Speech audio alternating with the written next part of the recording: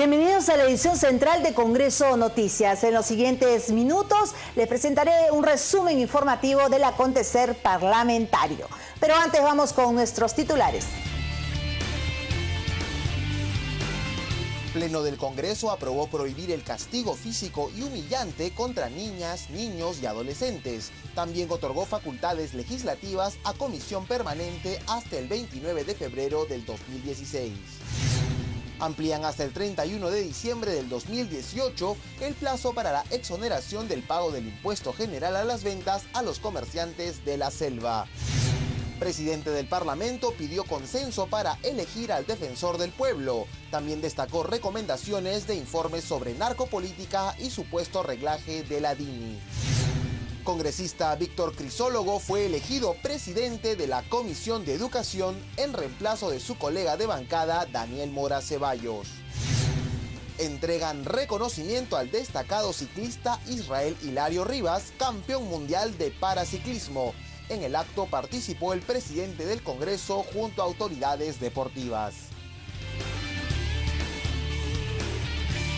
Se realizó la sesión del Pleno del Congreso convocada por el presidente del Legislativo, Luis Iberico. Nuestro compañero Carlos Castro estuvo en el hemiciclo y nos ha preparado el siguiente despacho. Veamos. Así es, compañero, la agenda de esta sesión vespertina del Pleno estuvo cargada de diversos dictámenes, buena parte de ellos en materia económica y laboral. Precisamente en este último tema, en los primeros minutos de hoy viernes 11, la representación nacional aprobó por 67 votos a favor, 0 en contra y una abstención la insistencia de la autógrafa de ley observada por el presidente de la República, por el cual se dispone que los empleados del sector público puedan recibir su compensación por tiempo de servicio, CTS, semestralmente, tal como sus pares del sector privado. Cabe señalar que el Ejecutivo deberá publicar esta ley en el Diario Oficial para su entrada en vigencia. Otro proyecto importante de la Comisión de Trabajo fue el que proponía la reactivación de la Comisión Ejecutiva encargada de revisar los ceses colectivos efectuados en las empresas del Estado. Es decir, mediante esta norma se volverá a revisar la situación de cientos de trabajadores de la cuarta lista que no pudieron percibir los beneficios de la ley que se dio a fin de resarcirlos tras haber sido despedidos y obligados a renunciar durante el gobierno del expresidente Alberto Fujimori. En materia económica hay que informar que la representación nacional rechazó el proyecto de ley que proponía exonerar del impuesto selectivo al consumo del combustible que utilizan las líneas aéreas de transporte de carga y pasajeros. Los legisladores que apoyaban esta iniciativa señalaron que la medida permitirá mantener los precios de los pasajes con los que se impulsaría el turismo interno. Otros, en cambio, señalaron que solo beneficiaría a ciertas líneas de aviación.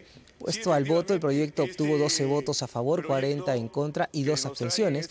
De igual modo, en un extenso debate, se rechazó también el proyecto de ley que proponía la prórroga de beneficios y exoneraciones tributarias para diferentes actividades económicas hasta el 31 de diciembre del 2018. Entre ellas, la prórroga del decreto de ley 783 para la devolución de impuestos que gravan las adquisiciones con donaciones en el exterior e importaciones de misiones diplomáticas.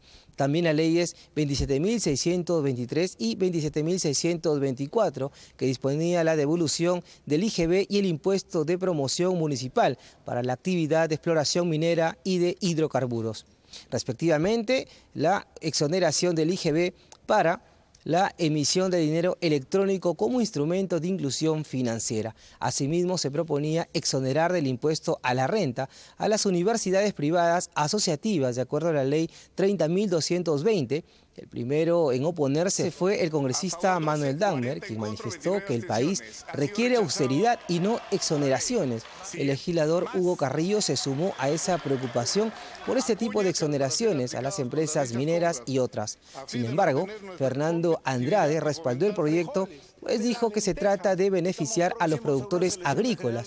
Recibió el respaldo de su colega Tito Valle, así como de los legisladores Aldo Bardales, quien recordó que estos beneficios se vienen dando desde el 2002. Finalmente se puso al voto el dictamen, siendo rechazado por 39 votos en contra, 34 a favor y 9 abstenciones. De otro lado, con 80 votos a favor, 0 en contra y 0 abstenciones, se aprobó el proyecto de ley del Poder Ejecutivo sobre el Convenio Internacional del Cacao, adoptado el 25 de junio del año 2010 en la ciudad de Ginebra, Suiza, y firmado por la República del Perú el 4 de marzo del 2014. Asimismo, con 72 votos, 0 en contra y 1 abstención, se aprobó el proyecto de ley que modifica la Ley General de la Persona con Discapacidad, disponiendo el pase libre en el servicio de transporte público terrestre para las personas con discapacidad severa, y finalmente aprobó por unanimidad el proyecto de ley que propone el reconocimiento de la Asamblea Nacional de Gobernadores Regionales como órgano representativo de los gobiernos regionales y de sus juntas de coordinación interregional. Este fue un apretado resumen de la labor legislativa en la sesión del Pleno, aunque hay que señalar que el presidente del Parlamento Nacional, Luis Iberico, convocó a sesión plenaria para este martes 15, el último día de esta primera legislatura ordinaria del periodo 2015-2016, a fin de terminar con los proyectos pendientes de agenda. Volvamos a estudios.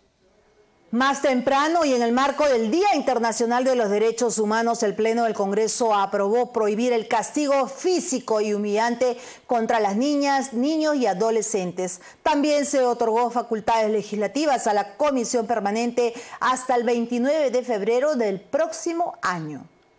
De esta manera, el Perú se suma a los 46 de los países en el mundo que han adoptado una legislación que prohíbe expresamente y sanciona todo tipo de violencia contra los niños, niñas y adolescentes.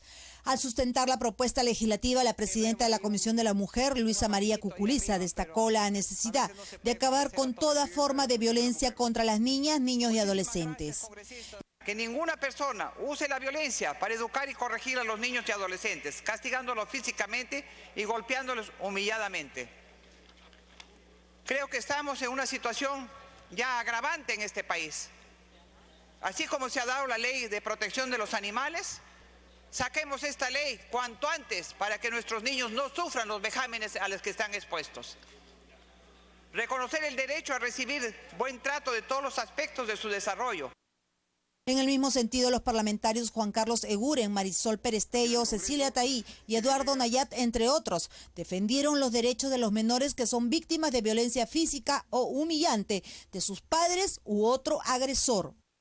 Creo que el impacto en la forma, en un adulto está marcado por su niñez, y que esta norma planteada por la Comisión de la Mujer y también por la Comisión de Justicia a la que se ha adherido, no solamente señala la prohibición del castigo, sino también el derecho a ser educado con amor.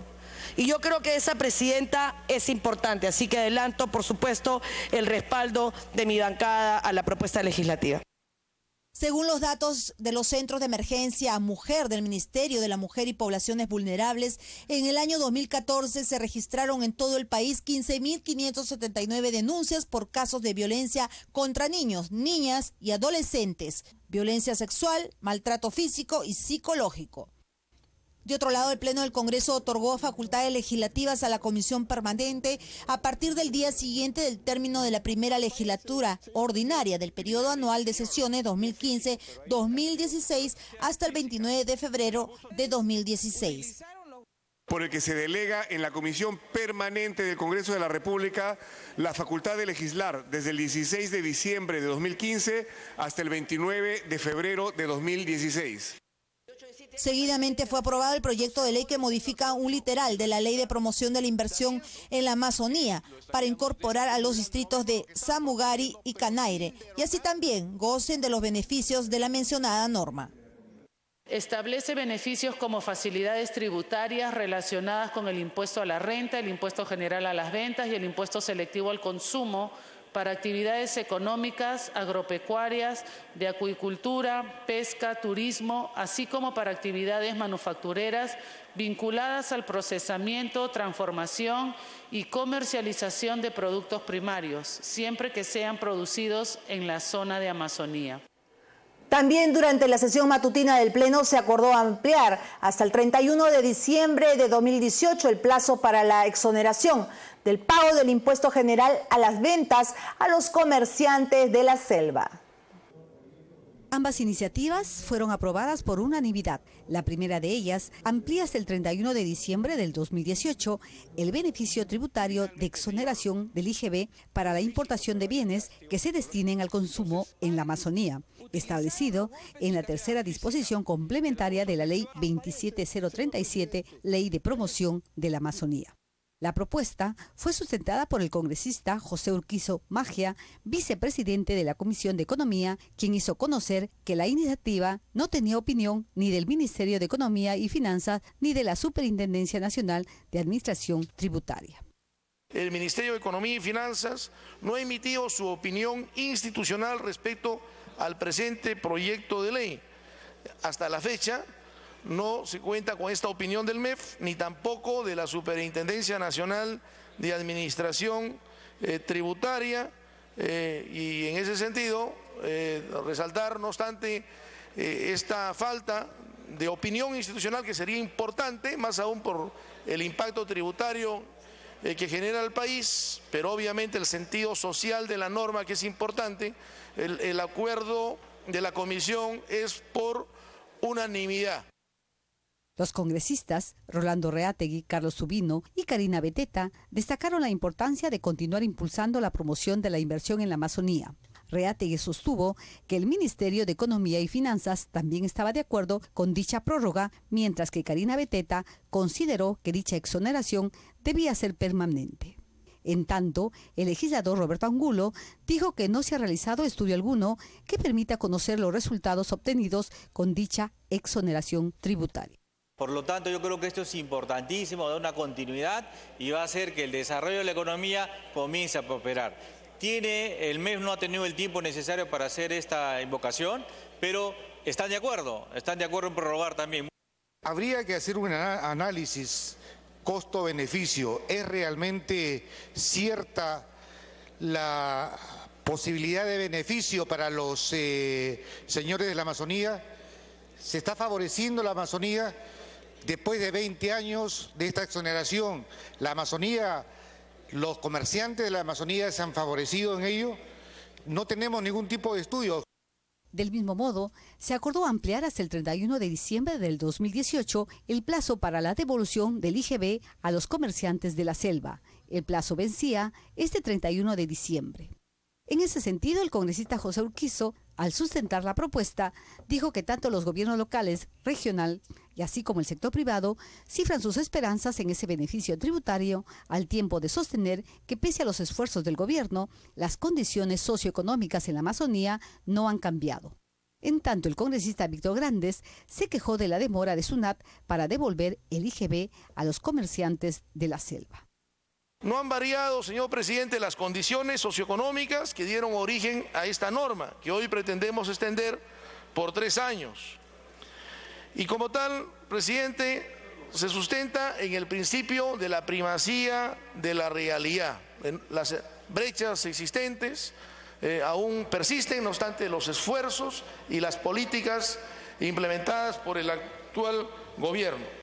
Es que la SUNAT, señor presidente, no devuelve rápidamente en los tiempos adecuados la devolución de estos reiteros del IGB. Y esto cree que la población realmente se siente afectada, lo cual no es así. Lo que hay que priorizar y lo que hay que decir a la SUNAT es que priorice las devoluciones de este dinero.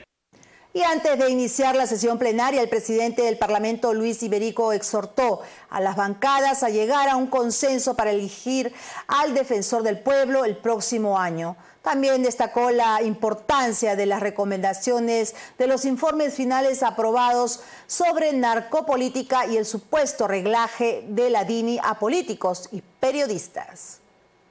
Un llamado a sus colegas de las diferentes bancadas hizo el titular del Parlamento, Luis Iberico, a fin de llegar a un consenso para elegir al defensor del pueblo apenas culmine el proceso electoral del próximo 10 de abril. Acá quiero hacer una invocación a las bancadas parlamentarias, la elección del defensor del pueblo. No puede ser que habiendo llegado a tener ya 2 figuras que creo yo son las 2 respetables, hayamos tenido que entrar a un punto muerto en este tema.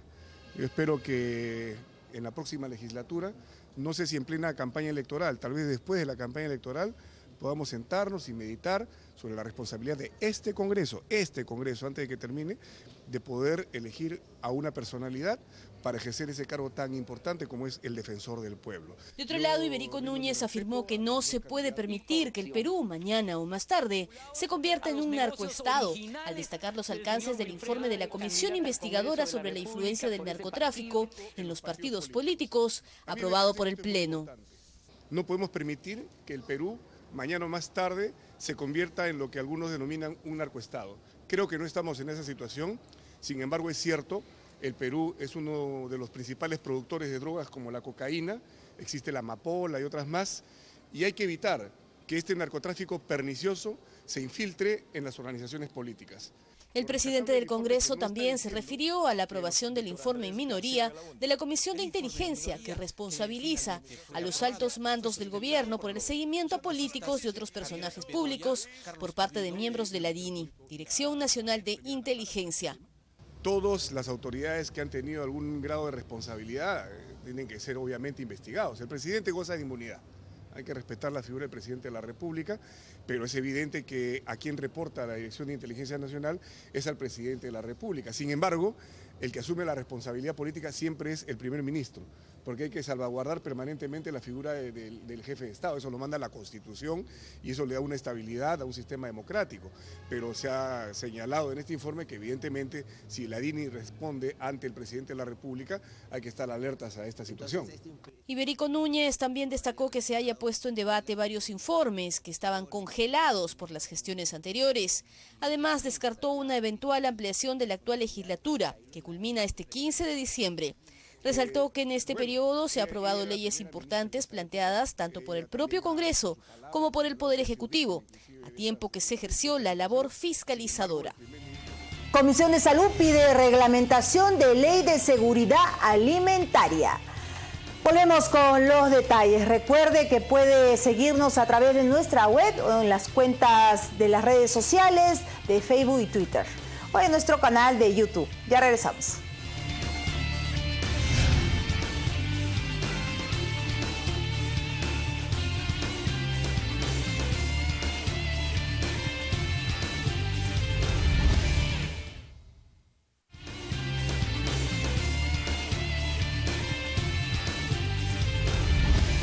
Tras un largo debate en la Comisión de Salud y Población que preside el congresista Aldo Bardales, se decidió no votar las modificatorias a la Ley de Seguridad Alimentaria e incluso se solicitó que esa misma norma, aprobada hace más de 2 años, sea reglamentada.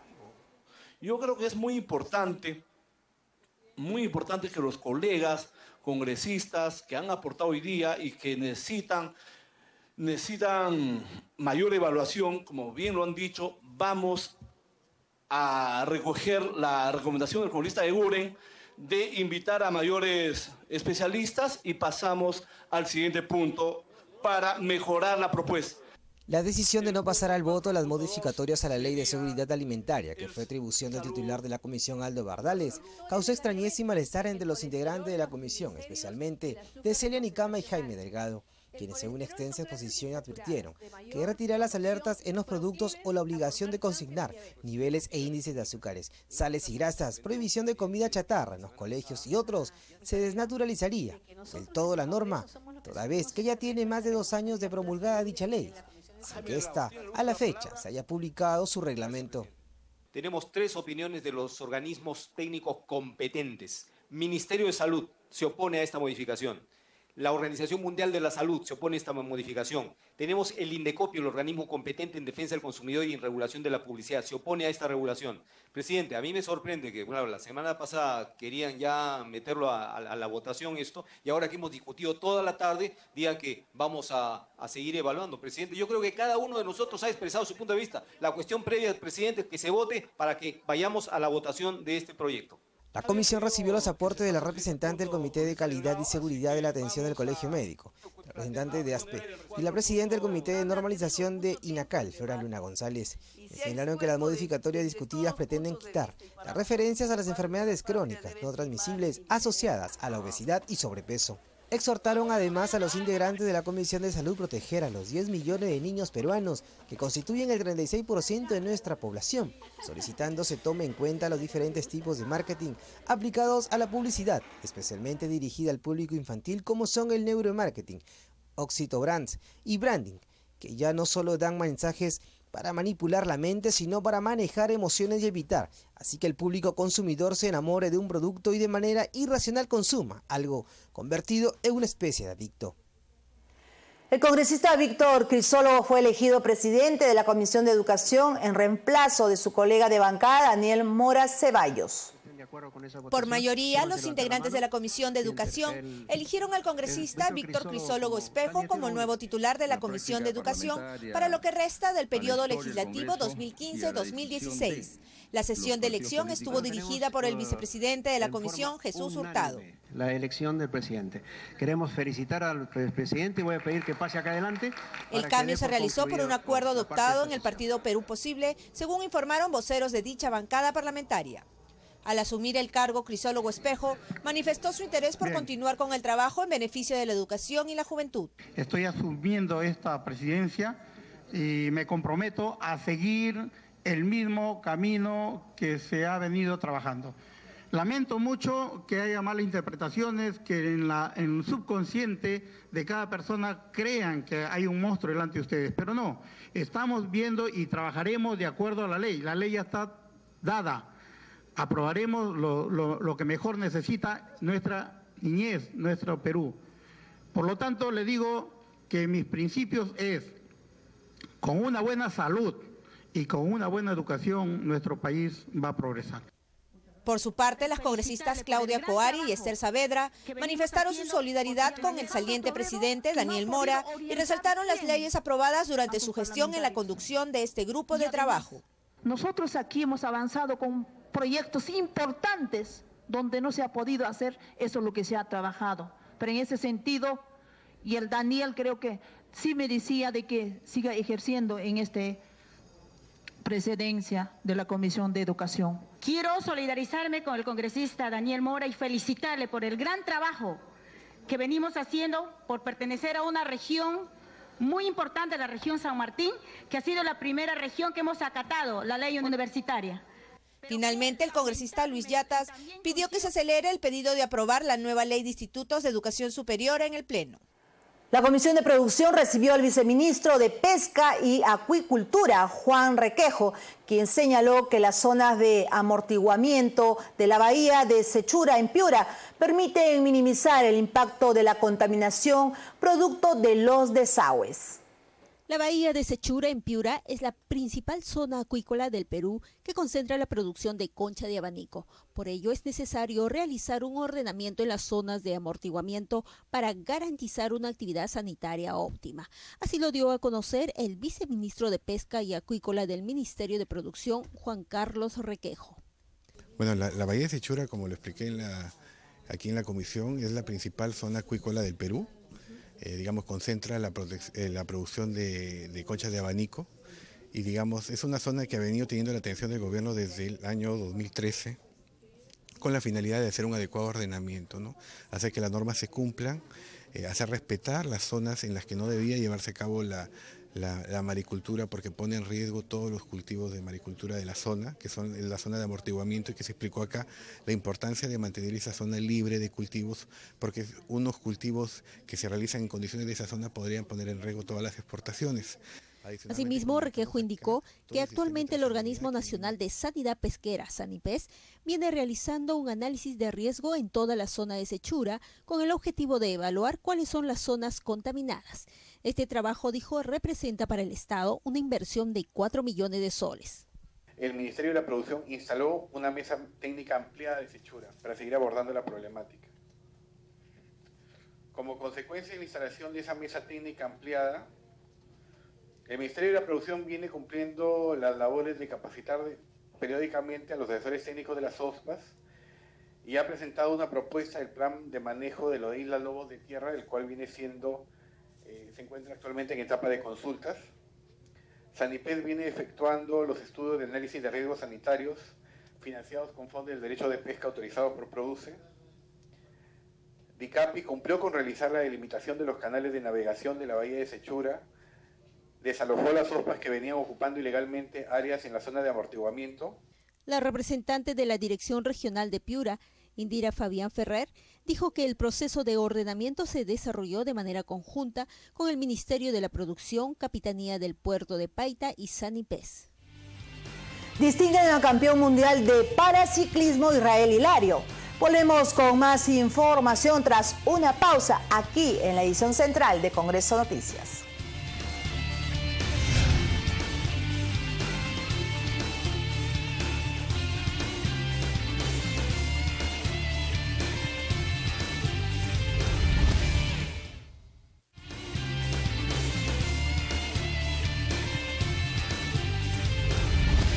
El presidente del Congreso encabezó la ceremonia de reconocimiento al destacado ciclista Israel Hilario Rivas, campeón mundial de paraciclismo. En el acto participaron importantes autoridades del ámbito deportivo.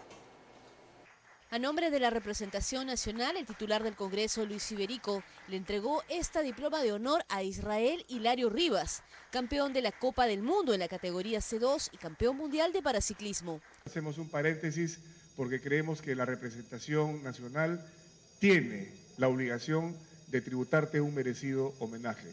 Es un orgullo para mí en tal sentido poder brindarte a través de un modesto diploma este reconocimiento de todo el país para ti. Felicitaciones. Por todos sus logros, dedicación y esfuerzo en la disciplina del ciclismo, el congresista Alberto Bengolea promovió este homenaje. Ha logrado para el Perú los éxitos más notables. Esas camisetas que ustedes pueden ver al lado, disculpen si me estoy extendiendo, pero seguro alguno acá no conoce, son camisetas que son además distintivos, que lo hacen, que lo reconozcan a él como campeón del mundo. Cuando él corre con esa camiseta es porque él es el campeón del mundo y solamente él puede usarla. Y la otra es porque es el ganador de la Copa del Mundo. Aparte de las medallas y de las copas, estas son cosas especiales que tiene la Unión de Ciclistas Internacionales, que a mí me parecen súper simpáticas.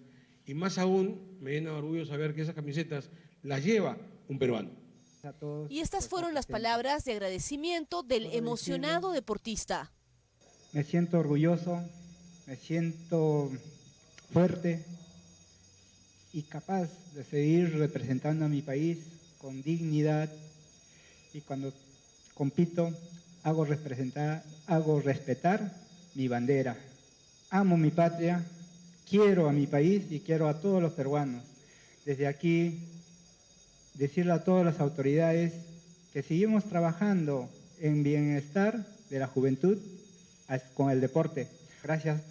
A la ceremonia asistieron el presidente de la Federación de Ciclismo, Mario Suito, Saúl Barrera, presidente del IPD, y Luisa Villar Gálvez, titular de la Asociación Nacional Paraolímpica del Perú.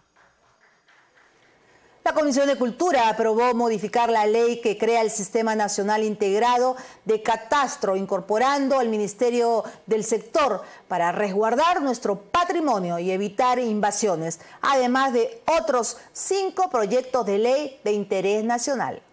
Como un instrumento legal para defender nuestro patrimonio y proceder al desalojo de una zona arqueológica, se incorporó a un representante del Ministerio de Cultura al Sistema Nacional de Catastro y su vinculación con el registro de predios. Fue al aprobar un proyecto de ley sobre el particular en la Comisión de Cultura. De igual forma, se aprobó declarar de interés nacional la difusión del vino peruano y pisco como bebida nacional y a nivel diplomático.